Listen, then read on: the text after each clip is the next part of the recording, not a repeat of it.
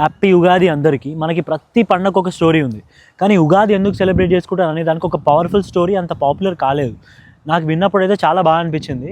ఎక్కువ సోది లేకుండా సింపుల్ వర్డ్స్లో చెప్తా. బ్రహ్మ ప్రపంచాన్ని క్రియేట్ చేసిండు. ఈ విషయం మనందరికీ తెలుసు.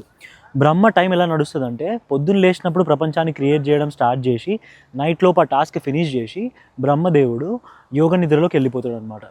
బ్రహ్మదేవుడు పడుకున్నప్పుడు ప్రపంచం డిస్ట్రాయ్ అయిపోతుంది. మళ్ళీ పొద్దున్న లేచిన తర్వాత ప్రపంచాన్ని రీక్రియేట్ చేయడం మొదలు పెడతాడు. దీన్ని ఒక కల్పం అంటారు. ఇది మనిషి టైంలో 5 బిలియన్ ఇయర్స్ ఆల్మోస్ట్ అంత పడుతుందన్నమాట. అంటే ఇమాజిన్ చేసుకోండి, బ్రహ్మదేవుడు ఒక్క డేలో 5 బిలియన్ ఇయర్స్ ఎగిరిపోతున్నాయి. అంటే మనుషులు పుట్టడం, చచ్చిపోవడం, కొన్ని సెంచరీస్ అయిపోవడం, దేవుళ్ళు రాక్షసులు కొట్టుకోవడం, యుగం కంప్లీట్ అయిపోవడం అయిపోతుంది ఆయన ఒక్క డేలో. ఇది ఫస్ట్ టైం జరిగినప్పుడు బ్రహ్మ ప్రపంచాన్ని క్రియేట్ చేసి నిద్రపోతున్నప్పుడు సోమకాసురుడు అనే రాక్షసుడు బ్రహ్మ చేతిలో ఉన్న వేదాలని దొంగతనం చేసి సముద్రం కింద దాచిపెడతాడు. ఆ రాక్షసుని అంతం చేసి ఆ వేదాలని కాపాడి విష్ణుమూర్తి మత్స్యావతారంలో వచ్చి టాస్క్ ఫినిష్ చేసి వేదాలని మళ్ళీ బ్రహ్మదేవుడికి ఇచ్చేస్తాడు. బ్రహ్మదేవుడు లేచి ప్రపంచం డిస్ట్రాయ్ అయిపోయిందని రియలైజ్ అయ్యి మళ్ళీ ప్రపంచాన్ని ఫ్రెష్గా క్రియేట్ చేయడం స్టార్ట్ చేస్తాడు.